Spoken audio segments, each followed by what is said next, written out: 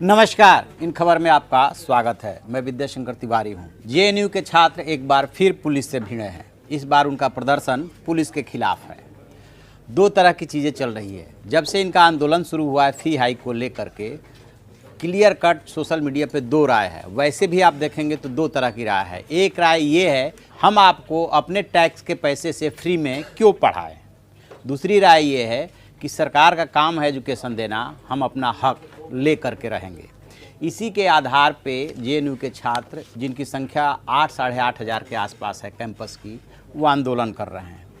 लेकिन आप देखेंगे कि वो न सिर्फ पुलिस, एडमिनिस्ट्रेशन, केंद्र सरकार, यूनिवर्सिटी प्रशासन, बल्कि मीडिया से भी भिड़ गए हैं। उनका कहना है कि मीडिया का एक वर्ग खुल्लम खुल्ला सरकार का एजेंडा चला रहा है, लिहाजा वो अपने कार्यक्रम के कवरेज उस मीडिया सेक्शन को नहीं करने दे रहे हैं।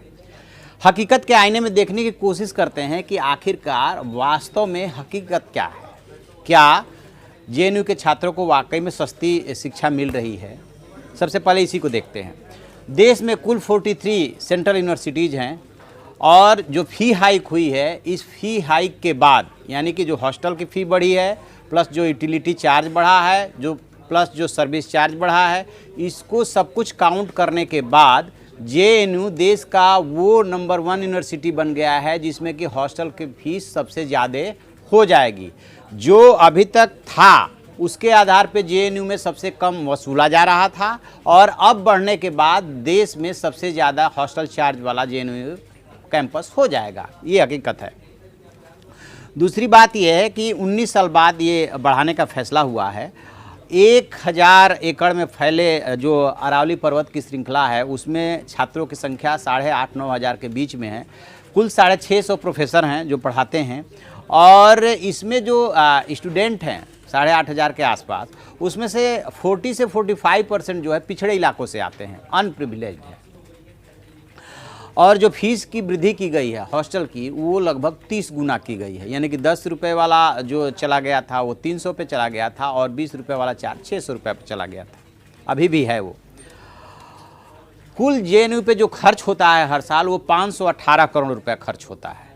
और जो ट्यूशन फ़ी और ये इस मद में जो पैसे आते हैं, उसे मात्र 7.5 करोड़ रुपये आते हैं, जो कि टोटल जो खर्च है उसका 1.14% बैठता है।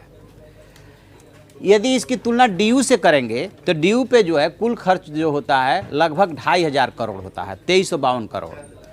और जो आमदनी होती है उसकी वो 103 करोड़ होती है, यानी कि 4.4% टोटल बजट का। बीएचयू से तुलना करेंगे तो 1070 करोड़ खर्च होता है और जो फ़ी वगैरह से आमदनी होती है वो 52 करोड़ होती है और टोटल ये बैठती है 4.9%। तो यदि पुराने स्ट्रक्चर के हिसाब से तुलना करेंगे तो इसमें कहीं कोई दो राय नहीं कि जेएनयू सबसे सस्ता है। अब सवाल ये उठता है, ख़ास तौर से जो मिडिल क्लास ये सवाल उठा रहा है कि हम टैक्स देते हैं और आपको फ्री में क्यों पढ़ाएं। और इसकी तुलना जो सरकार की तरफ से तर्क दिया जा रहा है, यानी कि एचआरडी मिनिस्ट्री और यूनिवर्सिटी प्रशासन की तरफ से of the record, on the record वो ये बात नहीं बोलते हैं कि जब आप बच्चे को किसी भी पब्लिक स्कूल में पढ़ा रहे होते हैं तो साल में एक क्वार्टर के फीस मिनिमम, मतलब मीडियाकर स्कूल का जो है 25,000 के आसपास क्वार्टरली लगता है। एडमिशन के समय 1 लाख रुपया लगता है, उसको छोड़ दीजिए।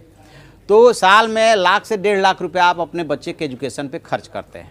लेकिन वही बच्चा जब 12th पास करने के बाद यूनिवर्सिटी कैंपस में जा रहा है, यानी कि जेएनयू में जा रहा है। एक बात आपको मैं बता दूं कि जेएनयू में जो है लैंग्वेजेज में जो है ग्रेजुएशन कोर्स है और बाकी सब में पोस्ट ग्रेजुएशन, एमफिल और पीएचडी की फैसिलिटी है।